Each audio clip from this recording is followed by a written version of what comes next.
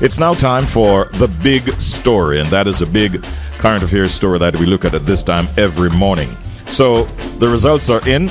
Matthew Samuda of the Jamaica Labour Party won the Northeast St. Anne by-election with 4,838 votes, surpassing independent candidate David Fritz Anderson with 222 votes and Chase Neal of the United Independence Congress with 30 votes.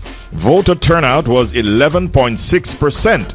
And this by-election, you will recall, followed Marcia Smith's resignation due to a strained relationship with her supporters. And do remember also that the People's National Party did not contest this election. Jamaica's Director of Election, Mr. Glasspole Brown, is on with us to give an assessment of this performance yesterday. And we say good morning and welcome, Mr. Brown. How are you today? I'm okay. Good morning to you and your listeners. All right. You got some rest yet? I got a few hours last night, yes. All right. Glad to hear that.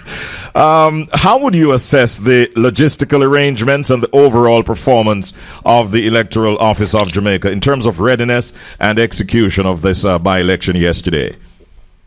In terms of the logistical side of it, we put a number of plans in place and they came to fruition yesterday.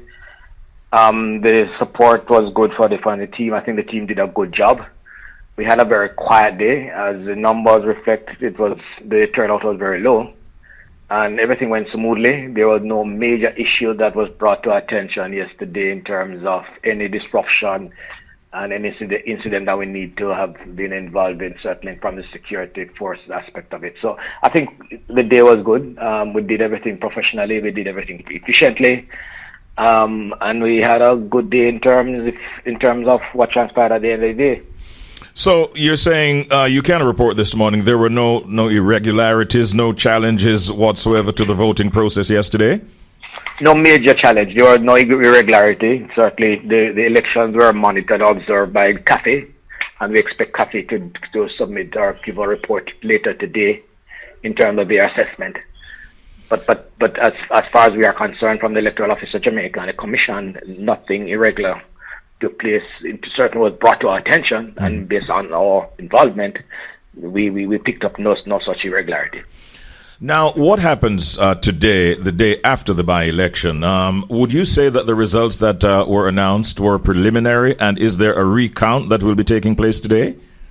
Right, that's correct. What happened yesterday was a preliminary count. The count took place in the individual polling stations in the presence of the presiding officers, the poll clerk, and the representative of the candidates.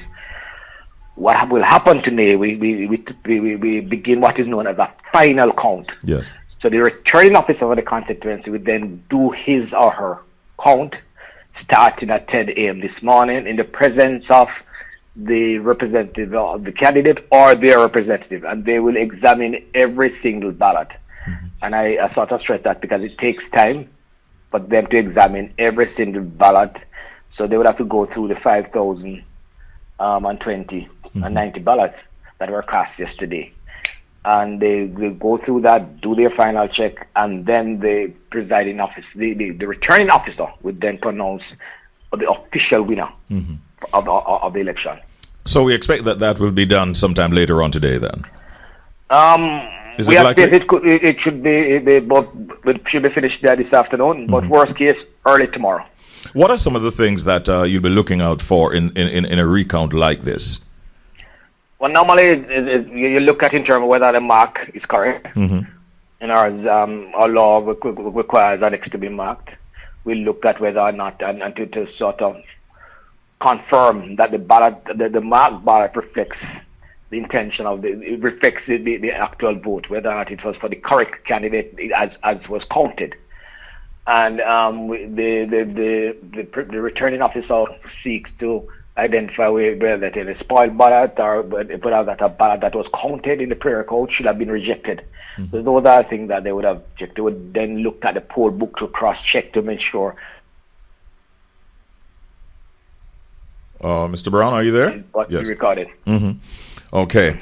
Now, we know that the PNP did not participate. They didn't put a candidate forward, but nonetheless, it was still low voter turnout. We're talking about 11.6% in a constituency which had over 40,000 registered voters. What is it? Over 5,000, not as many as 6,000 voters who actually cast their votes. What are your thoughts on the reasons behind such low participation rate, and how do you think this can be improved going forward, Mr. Brown? The by-election turnout normally is not as high as a normal general election. More so now when one of the major political parties did not contest. So the level of enthusiasm would have been somewhat reduced. So again, what is reflected here is the level of voter apathy that exists in our society.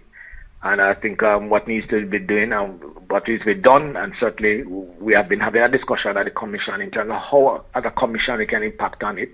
But apart from the Commission, there are other players who would have to do a number of things to sort of generate that sort of interest, and also the educational side that electors must be aware or should accept that they have to be a part of the process, because at the end of the day, the 5,000 persons who went to the polls and participated in the process, they were the one who took a decision on behalf of the 43,000 persons who were registered on the list. Right.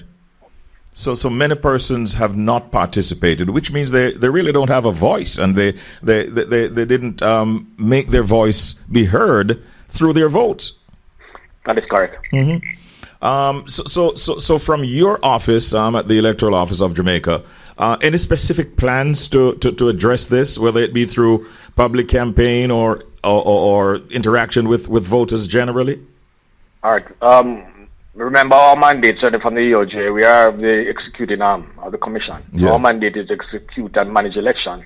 Suffice to say, though, there's a program that is in place to encourage persons to be a part of the process, a campaign, a public education campaign. And what we have sought to do over the years is that we have been going into schools at the high school level, certain as low as the prep school level, to in some instance to manage their internal school election at the same time, to educate those group cohorts of students of the need for them to be involved in the process, so that when they transition into an adult person, they are somewhat aware of the need for them to be a part.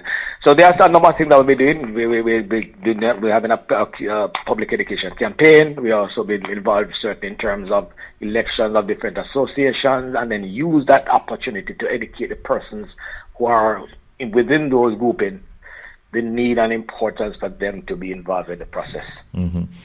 I know that it wasn't a large turnout, but at the same time, I was kind of surprised, Mr. Brown, that sometime after 6 o'clock, I think yesterday evening, we were already getting a declaration as to winner and so on.